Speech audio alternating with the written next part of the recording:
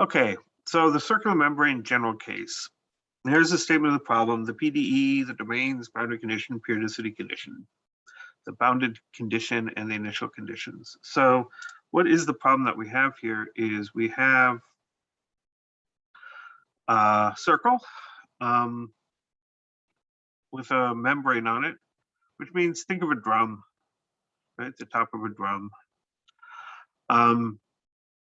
And we've got this surface of it, the drum surface, and it's anchored on the boundary. And the radius of this thing is A, because that's my domain. So this is the PDE that it follows. R is radius, theta is angle, t is time. So we have a circle of radius A, goes all the way around the circle, 0 to 2 pi, and we're interested in t greater than 0. The boundary conditions are basically that when R is equal to A, right, that's the boundary, the membrane, the drum, head of the drum is fixed, right? It doesn't move. So equals 0. The periodicity condition is that, well, theta going around the drum once, you should get the same result. So u of a theta t should be the same as u as a theta plus 2 pi t. And note that also holds for the derivative, because if the function is periodic, so is the derivative. Bounded condition, we don't want our drum ripping, right? So we're assuming that the drum doesn't go infinitely high or low, or in an unbounded kind of oscillation. And then we have initial conditions. This one is the initial position, and this is the initial velocity. So the idea then is that we have our drum, and we hit it somewhere with a drumstick. I have no idea what drumsticks look like, so we'll just draw something like that. And that causes motion in the drum head. And we want to know what that motion is. And that motion is given by this PDE, which is the wave equation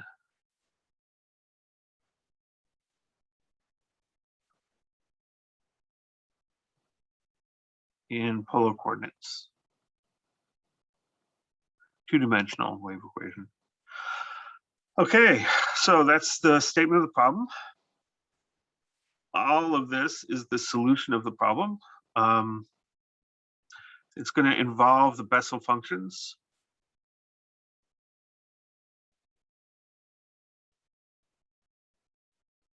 And we get lots and lots of coefficients. And so we end up with 6 separate equations, 6 separate integrals that we need for the coefficients. So this term is actually going to be the part that comes from the initial condition. This part will be, no, sorry. This part comes from the initial position. This part comes from the initial velocity, right? And so the terms with the star come from the initial velocity. The terms without the star come from the initial position. So how do we go about solving this? Well, we're going to separate the variables, then we'll solve the ODEs and resolve the separation constants, construct normal modes in the series solution, and then at the end of the road, we find the formulas for the coefficients using the boundary conditions. So separation of variables to get the ODEs. Put some light on my notes so I can see what I'm doing. So we've started with our equation is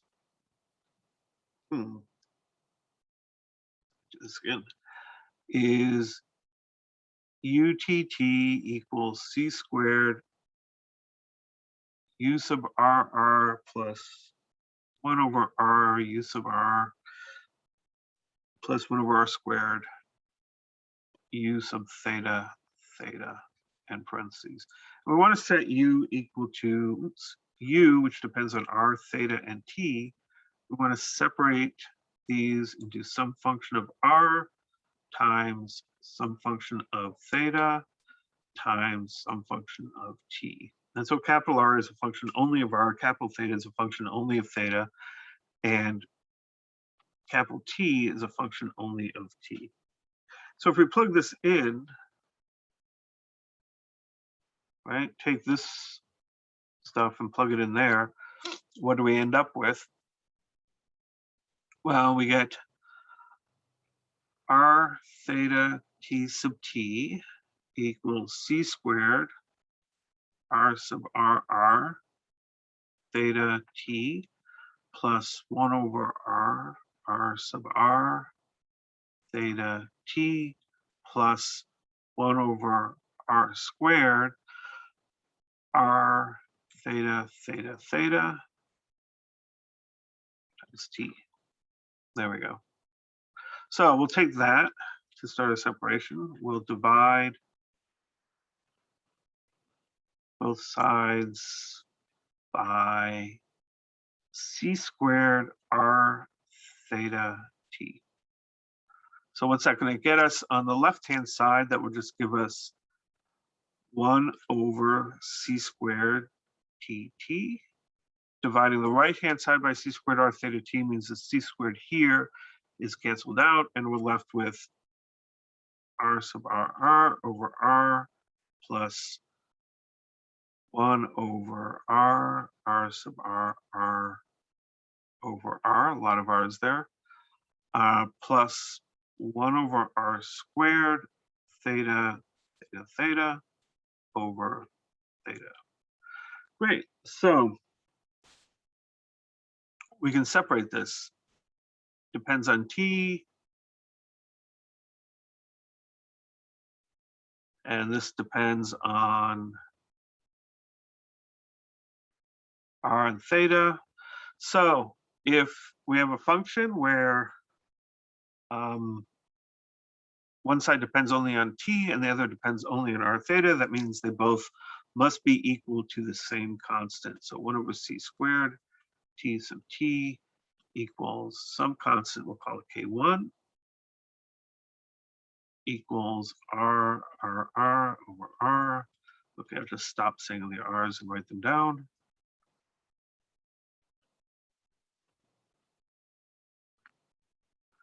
Great. So what does that do? That gives us a ODE for T. Oh, I forgot my T.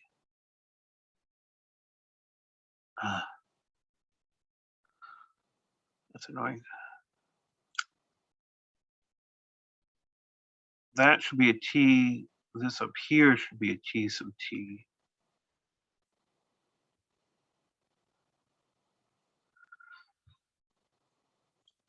So 1 over C squared T sub T over T equals K1. And that's one equation. And R, all this stuff involving the R's.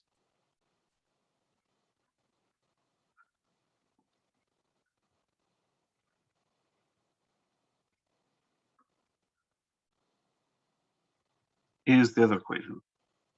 So, but what we can do is we can separate this side as well.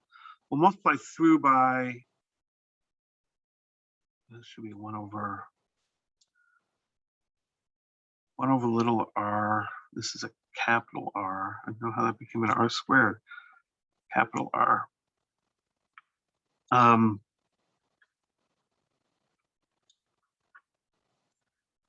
Multiply through by R squared, which gives me, actually by R squared R, that actually gives me R squared, R sub R plus, just by R squared. Sorry about that. Okay, we get R squared, R sub R over R plus R sub R over R plus theta theta theta over capital theta equals K1 R squared. And now we can separate this to get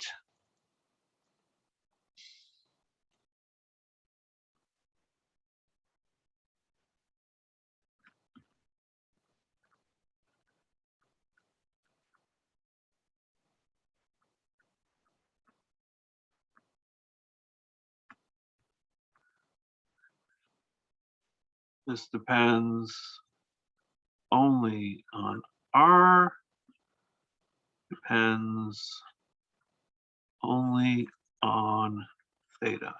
So you get another separation constant, R squared R over R plus R sub R over R minus K1 R squared equals K2 equals minus theta over theta.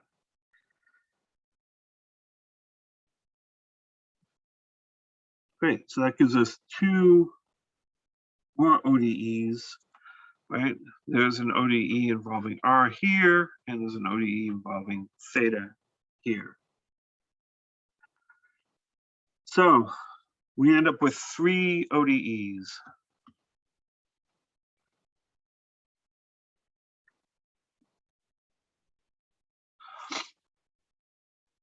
Right, now let me move that down. We start out with U of R, theta, and T, and we broke it up into a product, R theta T. One equation we get is K2 equals minus theta over theta, and a little rearranging, multiply both sides by theta and gather all your terms on one side, becomes the ODE theta double prime plus K2 theta equals 0. And remember that we have periodicity conditions. Theta 0 equals theta 2 pi. And the derivative of theta also should be periodic. We had the time differential equation, which is this. Multiply both sides by c squared t, gather terms on one side, and you get t double prime plus, minus k k1 c squared t equals 0. And we didn't really have any conditions on this, except remember that this has to be bounded in time, right? And everything has to be bounded. So capital T is bounded, capital theta is bounded, and we need that capital R is bounded as well. And the equation for capital R is R squared over R double prime plus R over R prime minus K1 R squared minus K2 equals 0. And we know that along the boundary, that has to be fixed. So we have our three ODEs with some conditions. There's the ODE in theta, there's the ODE in T, and there's the ODE in R. So now the job is to solve these things. We'll start with the time equation.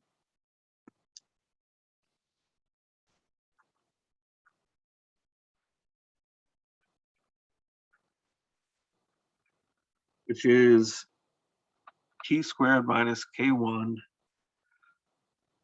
C squared T equals 0. Okay, so second order differential equation, we know that if K1 is greater than 0, then our function turns out to be some constant e to the C1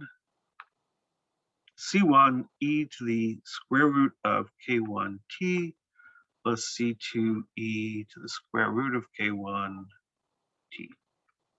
Oh, and I have my C floating around there. There should be a C in times of that. But, and a minus sign there. But can't have this.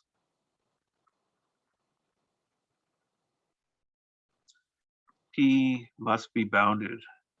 Can't have exponentials. If k1 equals 0, then t equals at plus b. Same problem. So k1 is less than 0, and we'll do our usual relabeling trick. We'll call k1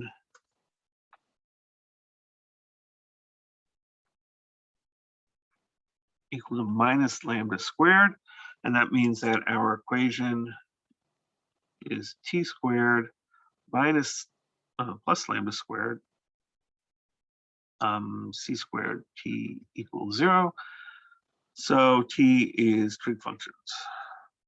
C1 cosine lambda ct plus c2 sine lambda ct.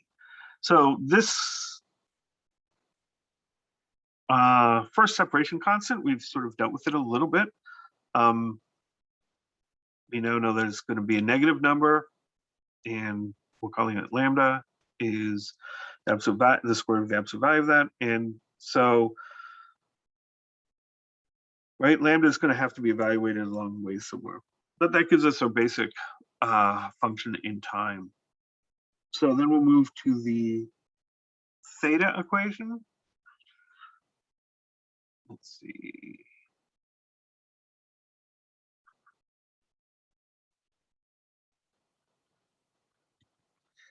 Right, and that is the equation theta double prime plus k2 theta equals 0. And theta is periodic. Okay, so k2 less than 0, k2 equal to 0.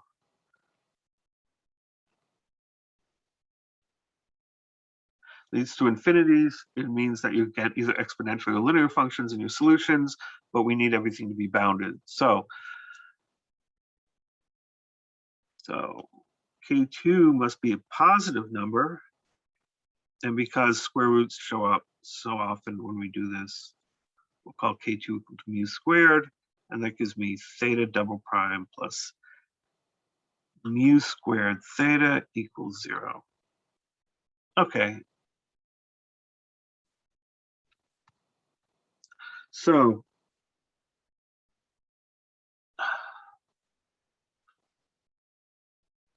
theta must be equal to C3 cosine mu t plus C4 sine mu t. There are a lot of constants, arbitrary constants floating around. C1, C2, C3, C4, those are arbitrary constants that arise from solution of ODEs. C all by itself without a subscript is the C that comes from the wave equation. It has to do with how fast the waves move. So, can we say anything more about this function? Well, we know we have the periodicity conditions. Theta of 0 equals theta of 2 pi, and theta prime at 0 equals theta prime at 2 pi.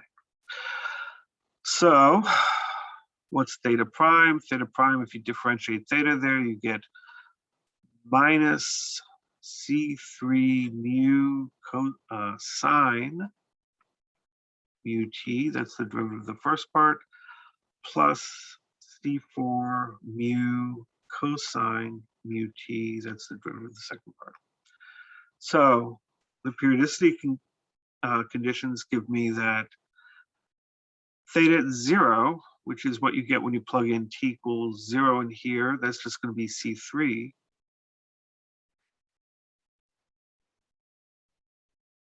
And then it has to be equal to theta of 2 pi, which is what I get when I plug 2 pi into this. And so that's C3 cosine mu times 2 pi plus C4 sine mu times 2 pi. So that's theta of 2 pi. Likewise, theta prime of 0 has to equal theta prime of 2 pi. And theta prime of 0, if you plug in t equals 0 into that equation, the sine term goes away and you're just left with C4 mu. And that must be equal to minus C3 mu sine mu times 2 pi, because we're setting 2 pi in for t. Oh, and it's not t. Why do I keep saying t? It's all theta. Those are all thetas, not t's. Okay. Plus, where am I? Here we are. C4 mu cosine mu t 2 pi. Okay, so that gives me a couple of different equations, and we can rewrite these equations, right? These two equations, it's two equations and two unknowns, right? Because we've got C3 and C4 are the things we're trying to find. So if we rewrite this as two equations and two unknowns, it becomes cosine 2 pi mu minus 1 times C3, that's these two terms, plus C4 sine 2 pi mu equals 0. So that's this equation rewritten. And the second equation is minus mu sine 2 pi mu times C3 plus mu cosine 2 pi mu minus 1 C4 equals 0. And that's this equation. And from this one, oh, this is also a mu. So from here, I can cancel out all the mu's, and then that becomes a 1, and I get these equations. So we can write this as a matrix equation, cosine 2 pi mu minus 1 sine 2 pi mu minus sine 2 pi mu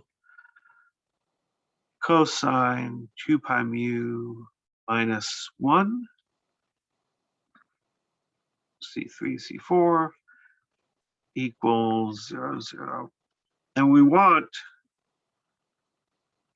non-zero solutions, right? Because if the only solution there is 0, is C3 equals 0, C4 equals 0, we're kind of screwed, right? We're not going anywhere. So that requires that the determinant of this matrix equals 0, but the determinant of the matrix is cosine 2 pi mu minus 1 squared plus sine squared 2 pi mu equals 0. But these are both squared terms, so we require cosine 2 pi mu equal to 1. We need both of these to be equal to 0 to get a 0 out. And that means sine 2 pi mu has to be equal to 0. And the upshot of those is that mu equals an integer. So there's one of our quantization requirements. Mu, which is tied to the second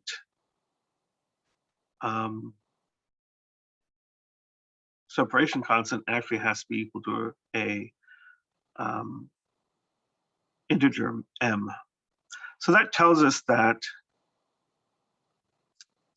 so at the end of the road, theta must be equal to C3 cosine 2 pi, theta equals C3 cosine of, what's this, m theta we'll call this theta sub m plus C4 sine m theta. So we resolve the theta in the second separation constant. Second separation constant has to be m. And we've got an equation for t, but we still have this lambda floating around. Okay, so last thing to resolve is the differential equation of R.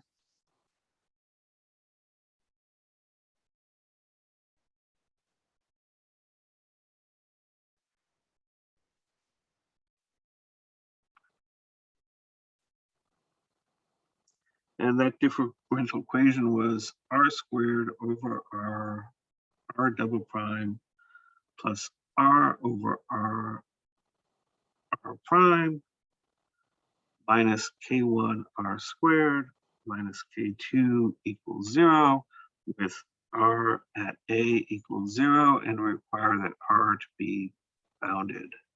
We don't want any infinite solutions floating around.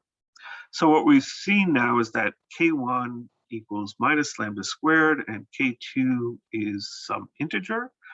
And so if we multiply through by R, this equation by R, and we plug these in, we get, multiply through by capital R, we get R squared, R double prime, plus R prime, plus lambda squared minus M equals, times R equals 0. Okay. Just had to pause there to clarify something in my own mind. K2 is actually equal to, so let's vaporize that for a moment. K2 is actually equal to mu squared, but mu is equal to m, so that's m squared. So we get a lambda squared minus m squared, and there should be an r squared on that. There we go. So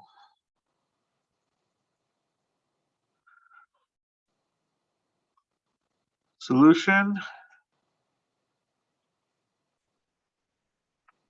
R equals C5 Jm of lambda r plus C6 of Y0 lambda r, Ym, Jm, Ym are Bessel functions of the first and second kind, respectively. But we know that the limit as r goes to 0 of y sub m lambda r equals minus infinity. So C6 must be equal to 0. We don't have that term. So that gives me that R has to be equal to C5 Jm lambda R. So we have a condition, R at A equals 0. So that must be equal to C5 Jm lambda R. But the C5 is a constant, so we can just ignore it for now. So this equation means that lambda times A has to equal one of the roots of Jm. So we'll call it alpha mn. So this is the nth positive root of Jm of lambda r. So this is infinitely many roots. Each function Jm, there's infinitely many functions Jm. Each one of them has a sequence of roots. A double sequence thing. And so that tells us what lambda is equal to now. This is our quantization of lambda. So lambda has to be equal to that. And we finally get that R equals C5 Jm of, we're actually going to call this lambda m sub n is alpha m sub n over A.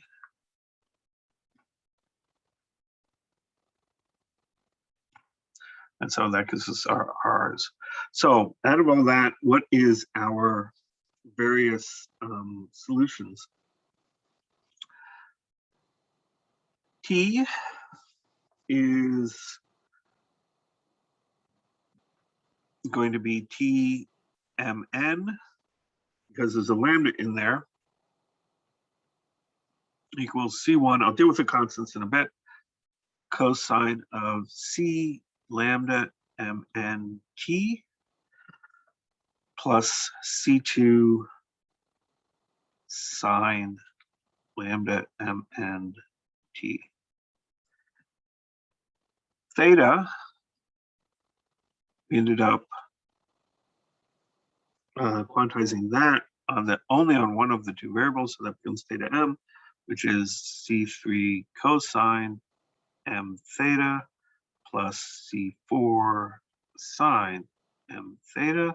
And then finally R becomes Rmn, because that's affected by both of them. And that becomes C5 Jm lambda mnr. Great, so there we've got our big collection of normal modes. So we will define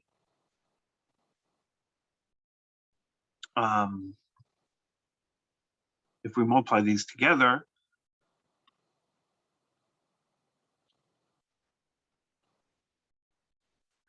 what do we get? Well, we get those multiplied together, right? So that's, let's see, let me actually start with the R's. C5 Jm lambda mnr times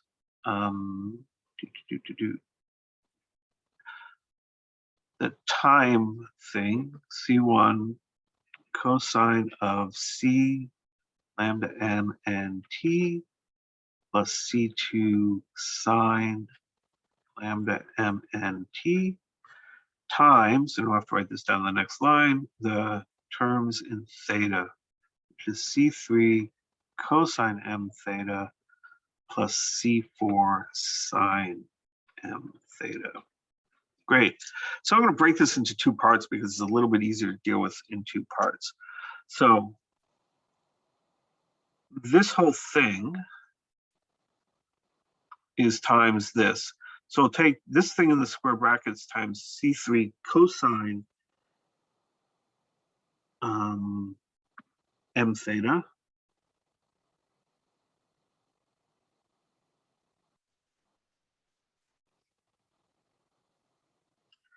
That's what I want to do. Check my notes. Yes. So we'll say UMN of T theta and R is, well, I'll take the C5 and I'll multiply it in to combine with the C1 and the C2, and I'll take the C3 and I'll multiply that in there to combine with the C1 and the C2, C1 and C2. So we'll end up with Jm lambda m and R times, let's see, what's my notation here? I want to make this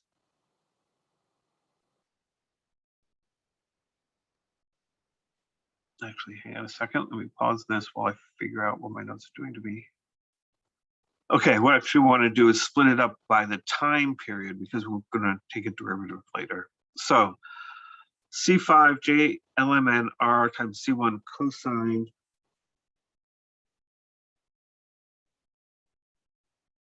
C lambda MNT times,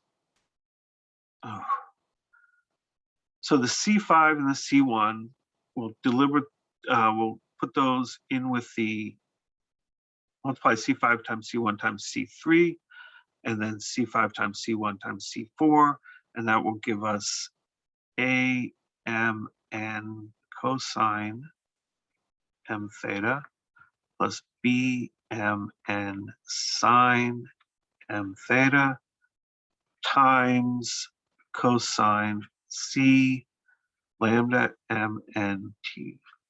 There we go.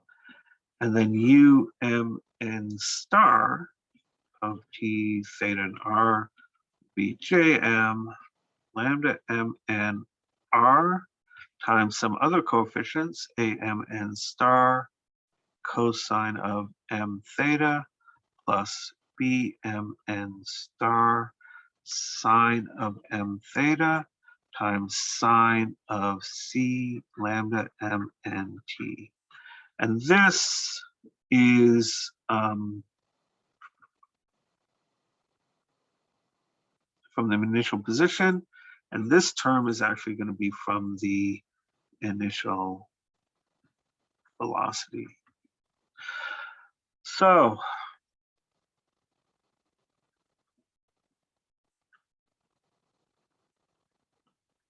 what is our solution? Our solution is a sum from m equals 0 to infinity, n equals 1 to infinity of umn of t theta and r plus u sub mn star of t theta and r. If you go way back up to the top, you'll see that that's the solution that we actually have.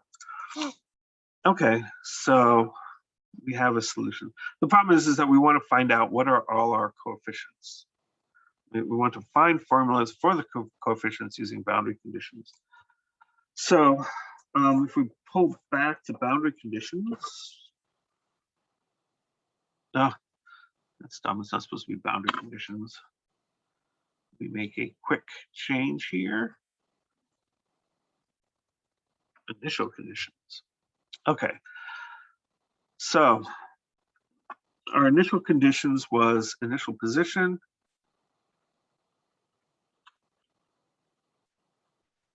which is u of theta r0 equals some function of theta and r, and initial velocity is that some that u t, the derivative of u with respect to t, is some other function. Okay, so how do we go about finding these things?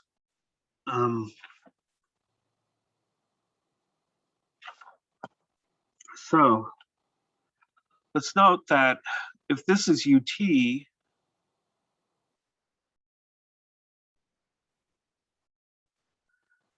u of t theta and r equals the sum of m equals 0 to infinity, sum of n equals 1 to infinity of u mn t theta and r. But what is that? That's a bunch of stuff, all of this stuff, times cosine c lambda mn t. So I'm just going to call all that stuff f sum n r that depends only on r theta times cosine of c lambda mn t. That's a way to think about this term, plus, and we'll break the sum into two parts, m equals 0 to infinity, sum of n equals 1 to infinity of some other function, right? Everything in here depends only on theta and r, and it's times sine c lambda mn t. So we'll just call that capital G. I'm not going to actually need them. I just want to simplify my life a little bit by writing them there. Times sine of c lambda sub mn t. Great. So what's u sub t? What's the derivative?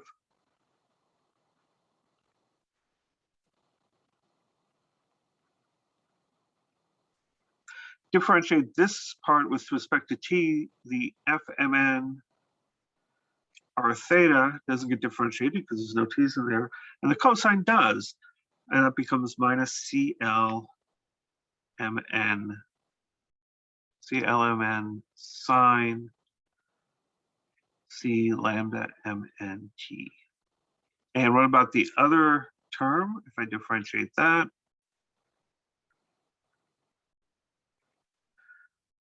we just get GMN function from theta C lambda MN times cosine of C lambda MNT. So we're just differentiating the sign. Great. So the initial position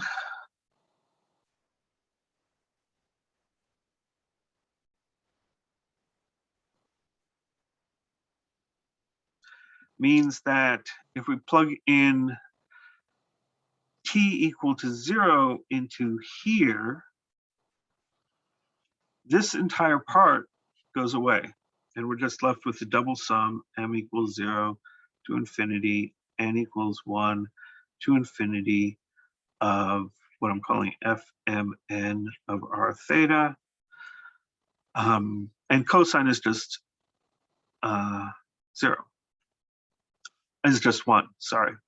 And if we plug in the other initial condition, that ut of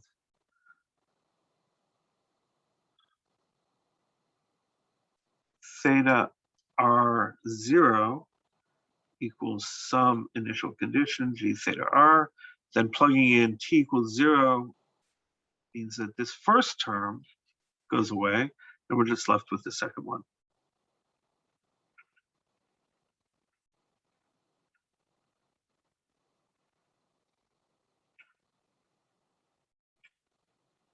And remember, when we plug in t equals 0 into the cosine term, that just becomes 1, and so those are the equations that we're dealing with.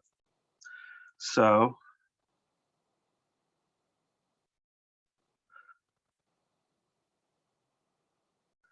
okay, just had to figure out how to put in a extra page there.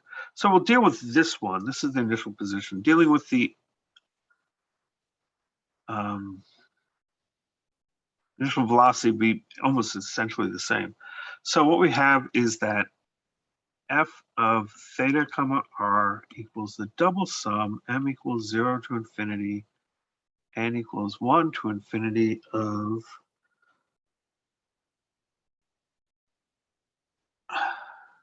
j sub m lambda m n r times a m n cosine m theta plus b m n sine m theta, and close that parentheses. So this is interesting. Note that we have two sets of orthogonal functions here.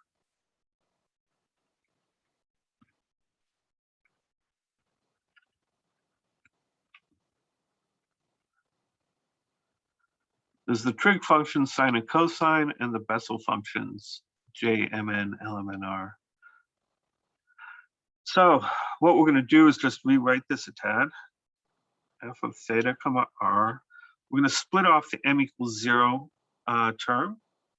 So if m is equal to 0, we get the sum from n equals 1 to infinity of j0 lambda 0 n r times amn,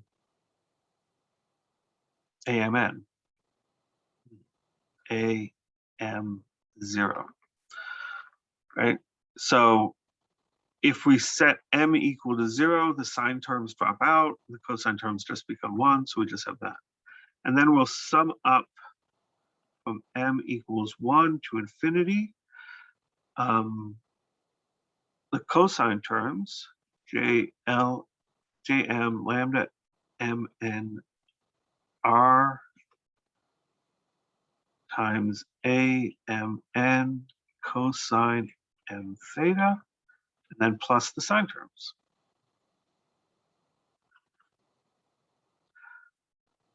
Oh, I forgot the second sum. Let's put it out here.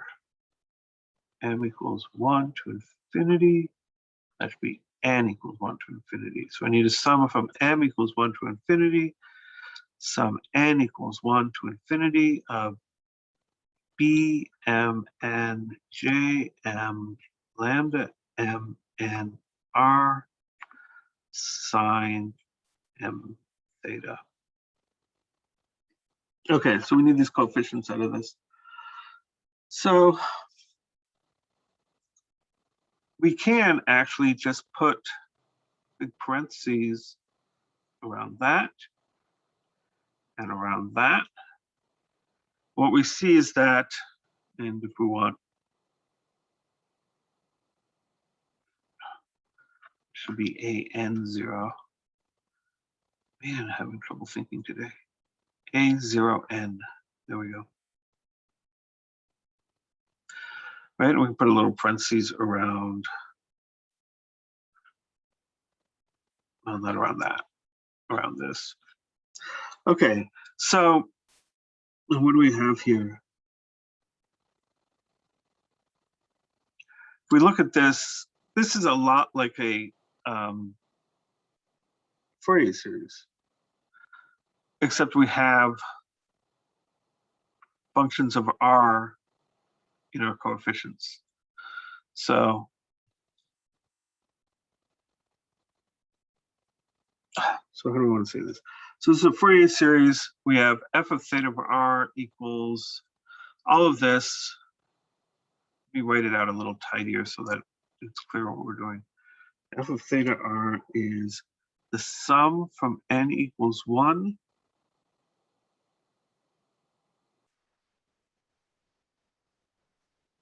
to infinity of j0 lambda 0 n r times a0 n plus the sum from m equals 1 to infinity sum n equals 1 to infinity of a m n j m lambda m n r. Right, that sum is times cosine m theta. Right, so it's a double sum, but this is the part that depends on n. This does not depend on n. We get sum m equals 1 to infinity of sum n equals 1 to infinity of b m n j m lambda m n r sine m theta. So a constant term in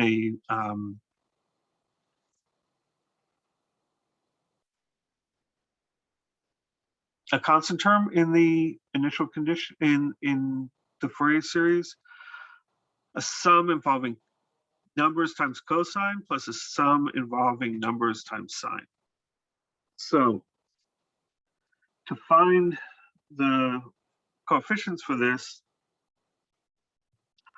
we know that for Fourier series, the constant term, A0, is equal to 1 over 2 pi, the integral from 0 to 2 pi of whatever this function is, f of theta comma r, d theta. That's going to be equal to the sum.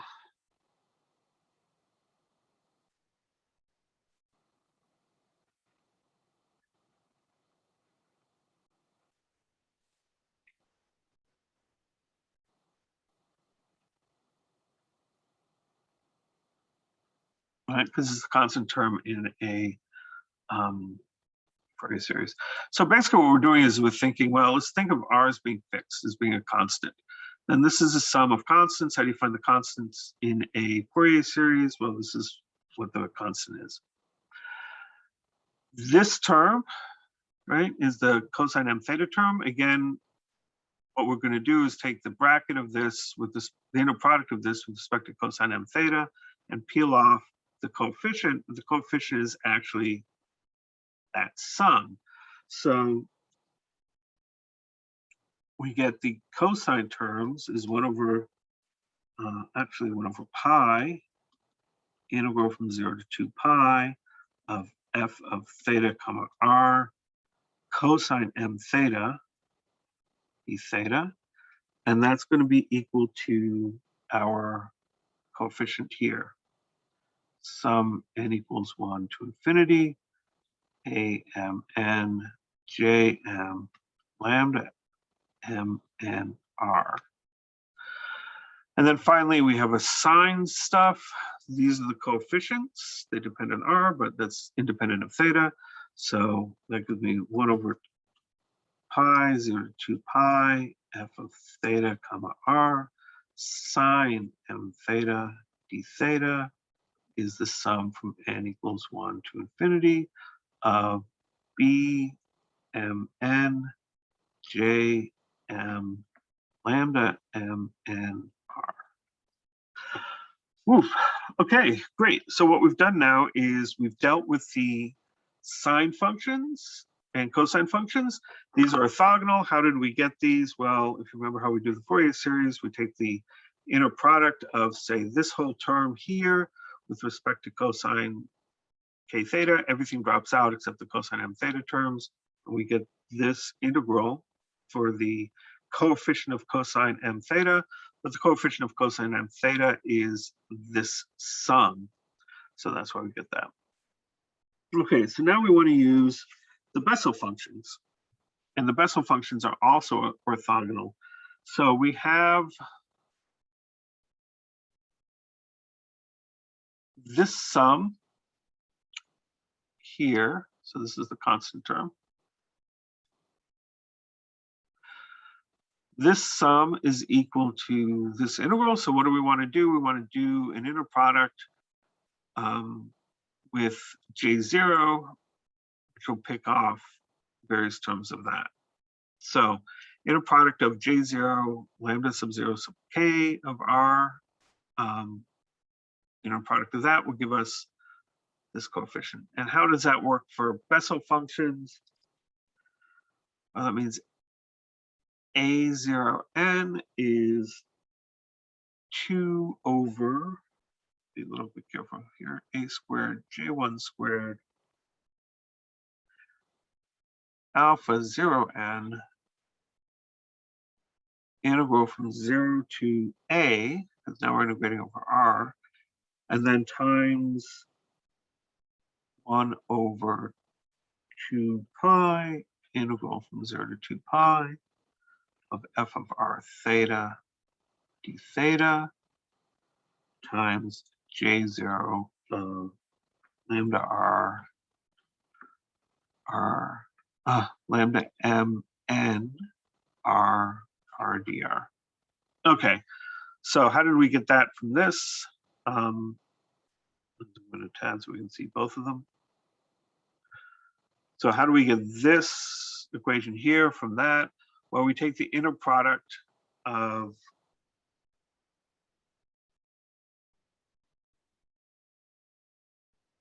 no, that's not lambda. That's lambda 0n. I'm sorry, this should be lambda 0n r. We take the inner product of the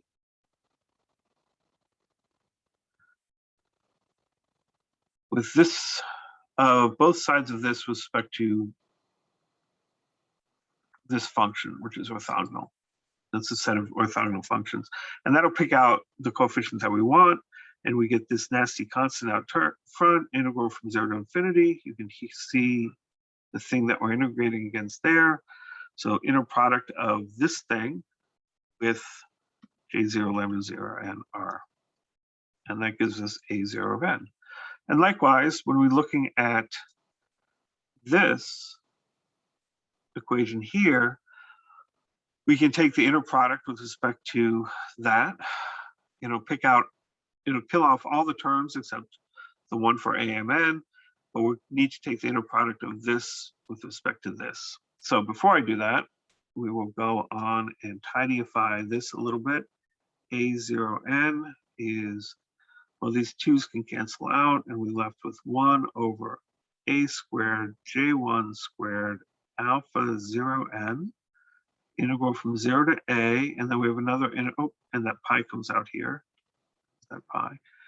Integral from 0 to 2 pi, f of r theta times j0 of lambda 0 and r dr, r d theta dr, because we're integrating with respect to theta first. And so likewise, when I take the inner product of, for the cosine terms, we get a mn equals 2 over alpha squared j squared m plus 1 of alpha mn, integral from 0 to a, and then we have to take the inner product of this thing on the left here, let's see if my highlighting works, of that thing with that function, the function j sub mn. So we end up with 0 to a, 1 over pi, integral from 0 to 2 pi, f of r theta, cosine m theta, d theta, r dr, or amn equals 2 and alpha squared j squared m plus 1 alpha mn times pi, because we got to factor out that pi, integral from 0 to a, integral from 0 to 2 pi, f of r theta, cosine m theta, r d theta dr. Right? So this was the inner product with respect to the Bessel functions. The cosines are the inner product with respect to cosine functions. And I should have a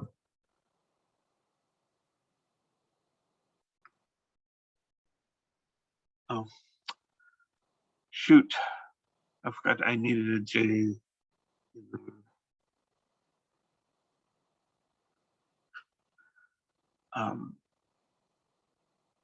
Oh, actually the J should go out here. This should be a J m lambda mn. J m lambda m n r goes in there and should also go in here. Great. And then we get the last one, which is that BMN, I'm not going to specify everything here, is 2 over alpha squared j squared m plus 1 alpha mn pi,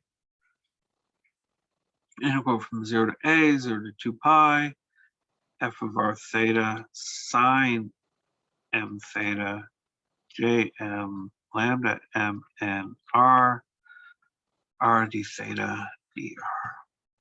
Okay, so that was the solutions for a vibrating circular membrane, and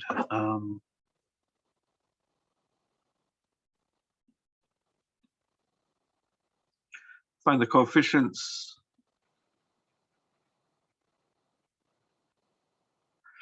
for the initial velocity,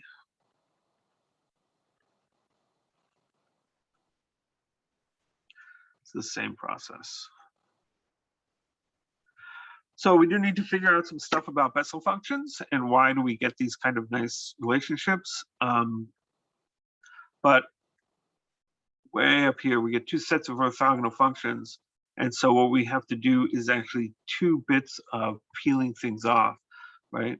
So f of theta comma r is this, and we want to first take the inner products with respect to the trig functions, which is 1, cosine m theta and sine m theta, and that gives us these 3 terms.